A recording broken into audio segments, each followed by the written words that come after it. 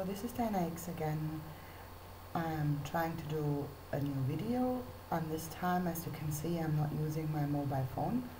I downloaded a free software. It's a screen recording program. It's for free, so I expect some advertisement somewhere.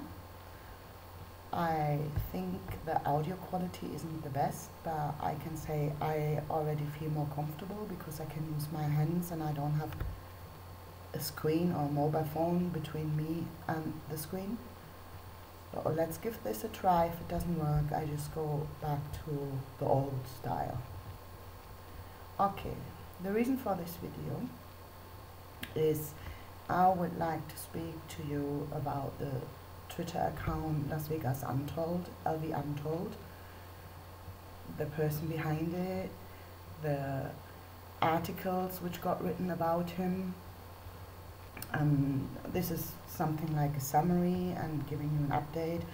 A lot of you people know all this already, but I'm very sure some of you don't, and this is why I put this together, to inform you all, so you are all up to date on this leaker. So what is this about? The Twitter account LV Untold. He started posting or tweeting on the 14th of October this year, not last year, this year, so only 2 months ago. And on that day when he started, he tweeted 31 times. Between the 15th of October and today, only 17 more times. I put 16 because he just tweeted 2 hours ago, which means he's still active. Let's have a quick look at the account. I'm sure a lot of you have seen this. So if you are trying to find him, you just type in LV Untold Twitter and then you get to this account, and it's an interesting read. And let's go back to this.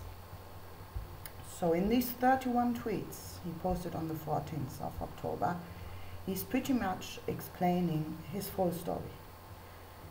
He is the former brother-in-law of Campos. His sister was married to Campos' half-brother. That's how they know each other.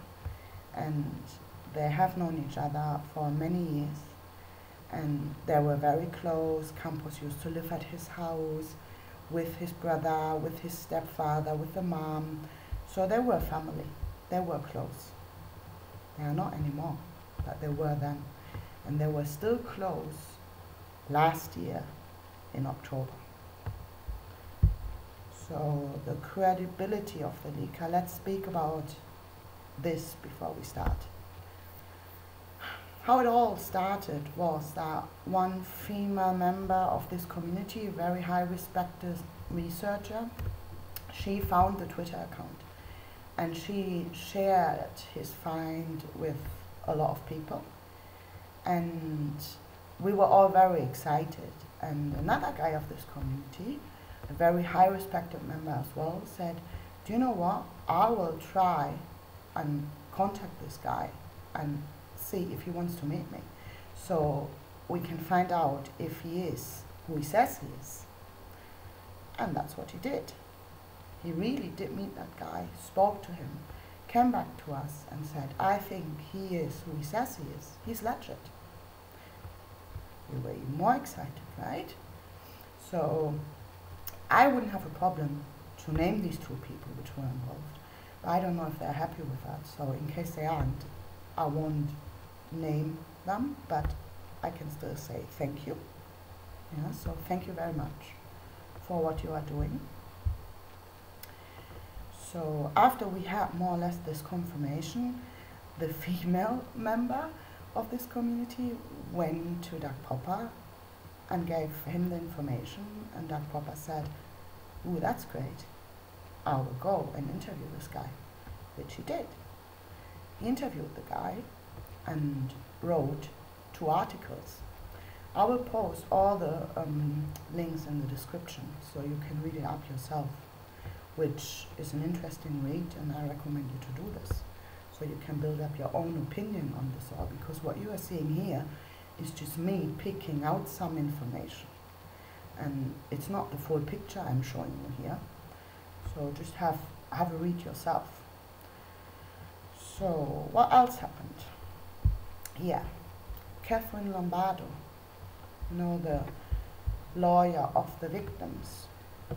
She has a website, and she released an article on the 9th of December. So all this, by the way, happened within a week. Finding the street, one guy meeting him, then that papa meeting him, writing the articles.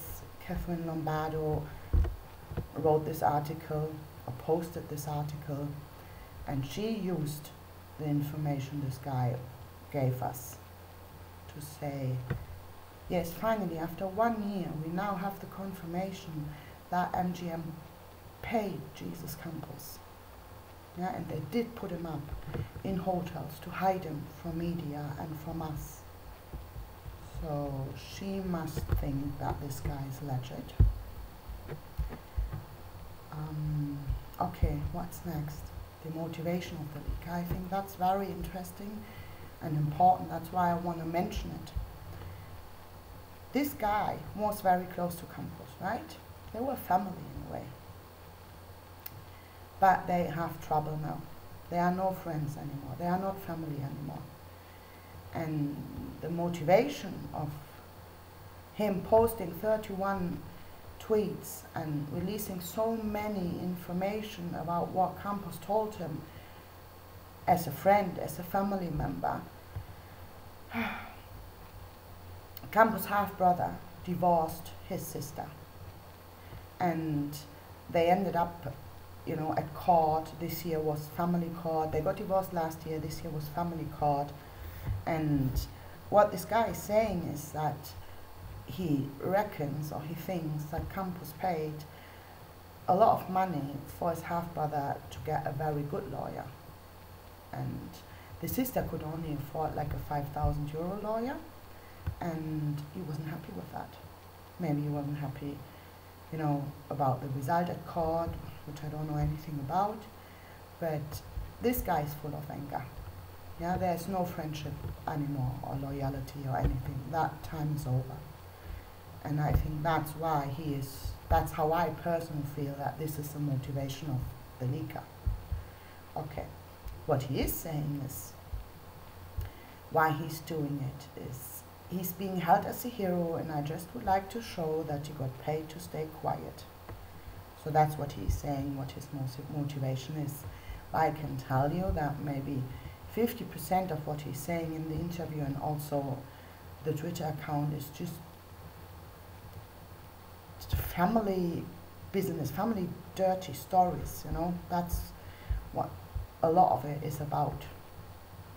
Okay, let's have a look at this. I told you that Papa wrote 2 articles, and he also wrote like a summary, a short summary. And this is the key information, actually.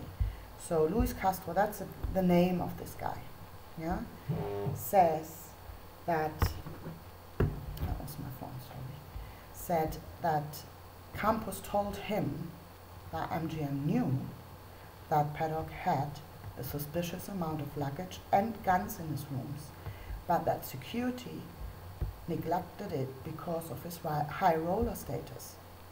He also said Campos signed a non-disclosure agreement, and Campos received an all-expensive pay trip to Mexico and the Island Show, and was gifted 2 condos by MGM. So that's a summary. But let's have a look at what else this guy said. What can we, you know, what does he confirm by giving us all these information? So what he confirmed is that this trip to Mexico, you know, we all wondered about that. Why was Campos allowed to go to Mexico that short after the shooting? And the media told us it was pre-planned. He wanted to go and see his father. His father lives in Mexico, and police decided he can go. And this guy is confirming it. He says, yes, it's true. it was pre-planned, and he even asked me if I want to go as well. We already knew, also from media, that Campos went there in a rented car, and this guy, Castro, is now saying that MGM paid for this rented car. Also, what I found actually quite almost funny, because many of you said that, you know, the cane. When he was on the Ellen show and he walked in there to that sofa, a lot of you said, come on, that's acting. He doesn't need that cane. That's acting, yeah. And Castro is confirming this. He says, you know, when Campos came back from Mexico, he got put up in a hotel. We knew that already, paid by MGM. And what we didn't know, what I didn't know, was that Campos was allowed to have friends and family over there, and MGM paid for the rooms and food as well, of them. And this guy, Castro, was one of the guests. So he had his hotel room in the same hotel where Campos stayed. And when Campos came to visit him, you know, he came to his room, he was limping and using the cane. And once the door was closed and nobody could see them, he wasn't limping anymore. He was playing around with the nieces. And when he asked him, hey, what's up with the cane? He said, look, this is for making the most out of the situation. What this means is that, well, he looked heavily injured by using this cane, right? If he would have walked around just normal, he maybe wouldn't have got the sympathy. Okay, he also confirmed, because he spoke to Campos about it, that he didn't get hit by a full bullet, it was only ricochet. The final report says fragment, but ricochet fragment, you know, a little piece. He also confirms that they had the Ellen show planned for him, and that the show was scripted. He even said that Campos was reading it all off a teleprompter, which I'm not too sure about, but scripted, yeah. I mean, I think it's a very unnatural, scripted interview. I do not even know if you can call it an interview. So it's not a big surprise, but it's kind of a confirmation when it's coming from him. Also, another point, we all thought that already, and he's confirming it, Campos signed a non-disclosure agreement. We already knew that in a way, but he confirms it. Doug Popper asked him, look, is Campos born? Was he born in Mexico or in the USA? And he says, Campos was born in California. You guys know that I'm not from America, and I obviously don't know a lot about the immigration laws over there.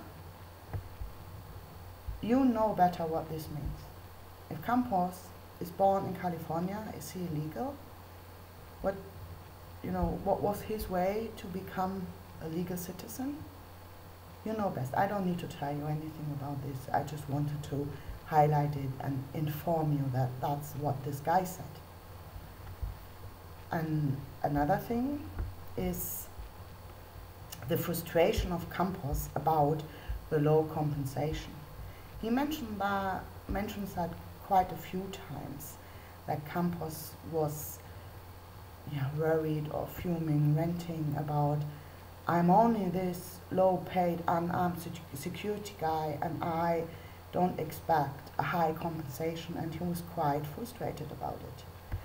What Campos did do is, he got a lawyer, and this lawyer must have worked out a great deal for Campos, because Castro is saying that he got a high amount of money and also 2 condos, which is quite a lot. Okay. What Castro is confirming is that MGM protected him, by putting him up in the hotel, which we already knew, paid him money and gifted him 2 condos. The question is, was it like, did they pay him out for the injury, or did they want him to be silent? You know, that is, I think, a big question, because if he did sign this non-disclosure agreement, what did he get for what? You know, the injury, keeping his mouth shut. That's a question, I think. What else Castro is confirming without even really saying it is that Campos did work at that hotel, and he says, oh yeah, he still works there. He's not at the Mandalay Bay anymore, but he's still working for MGM, and that he was a security guard and that he was unarmed. All these things, there are still people in our community which don't believe that he was at any stage working there. But he's confirming it, you know, by not even questioning it. What he's mentioning the conspiracy theories about Campos, and he's saying, look, everything is out there, name it. Any conspiracy theory you can think of when it comes to Campos is out there, name it, he says. He's not paying much attention to that. He's, you know, don't forget, he's angry. He wants Campos to be in trouble. And he could say much more, but he isn't. But this would be his chance, you know. Okay, let's speak about the condos one more time, because I think they are very, very important. And that Popper is trying 3 or 4 times. If you read the interview, you will see it. He's coming back to this subject like 3 or 4 times. I just want to show you this little bit. So he's asking, so you're telling me that MGM Resorts gave him 2 condos in Las Vegas? And Castro says yes. And who owns them? Does he own them? Do you know? Or does MGM own them? Yeah, no, it's in his name. Do you know where they are? Yeah, I know the address and everything, but oh, what are the addresses of the condos?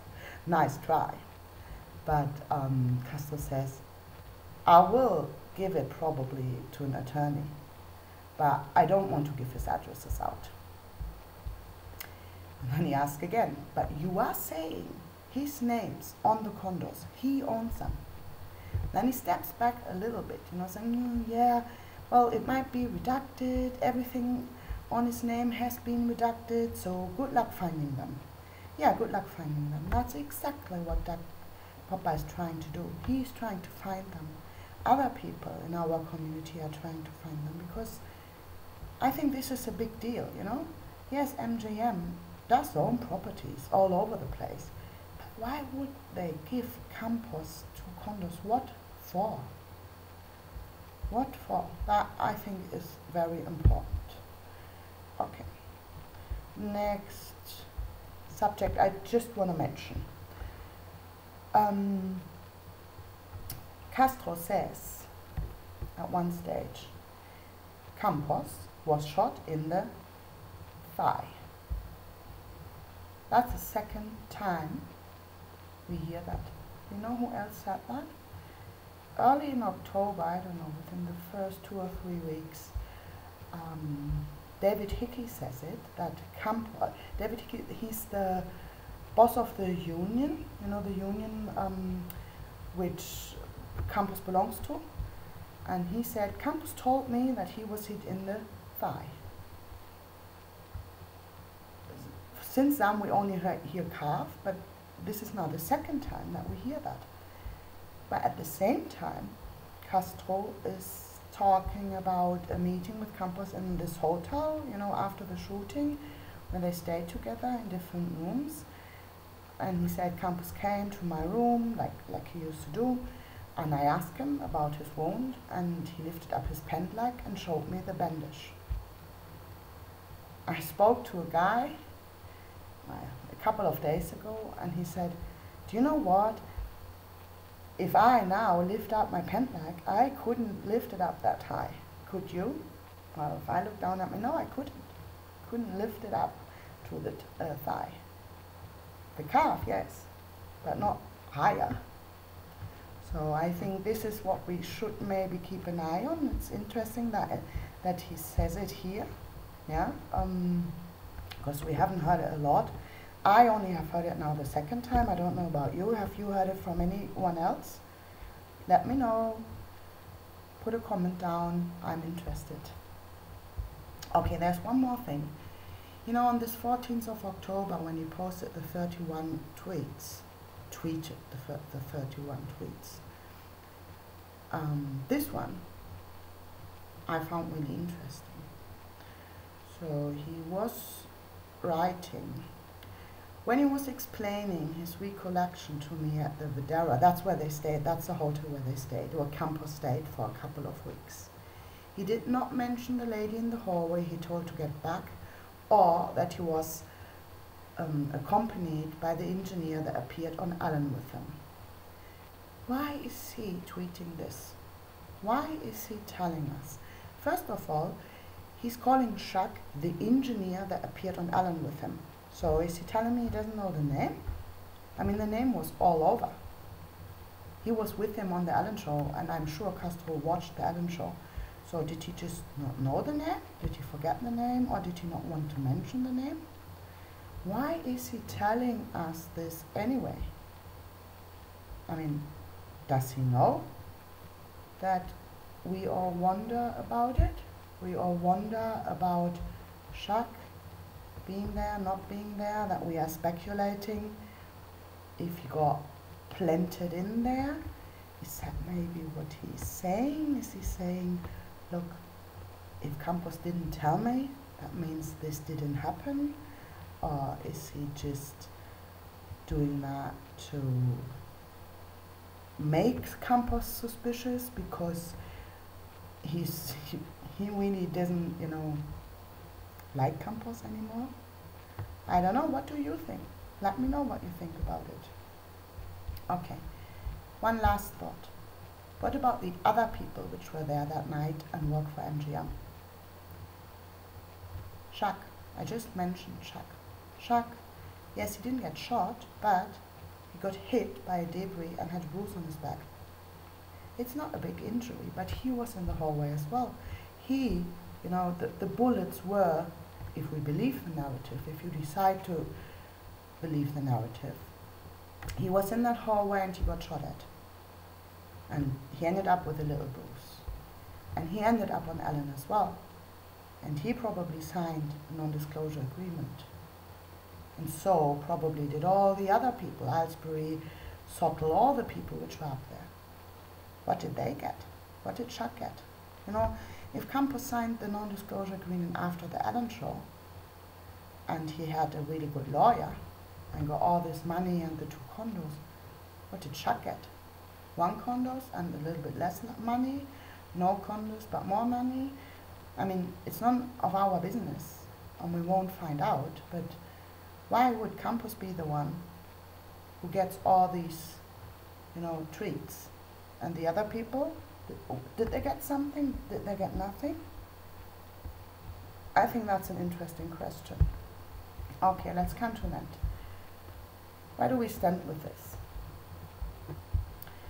This man, this guy Castro, he did give us a lot of information, but we still need to find out if it's true. Is everything he said true? Or is there stuff he makes up to put Campos in trouble? Would Campos be in trouble? You know, if MGM finds out that Campos spoke to a friend or family member, although Campos told MGM, I won't, and even signed a piece of paper, a non-disclosure agreement, what happens now? Does he have to pay the money back? Or, you know, are there consequences? Is that what this guy wants? I don't know, but the information, if they are all true, are confirming a lot, I think. Okay, that was me. Leave a comment if you like this video, let me know. Thanks for the feedback and have a good day. Bye bye.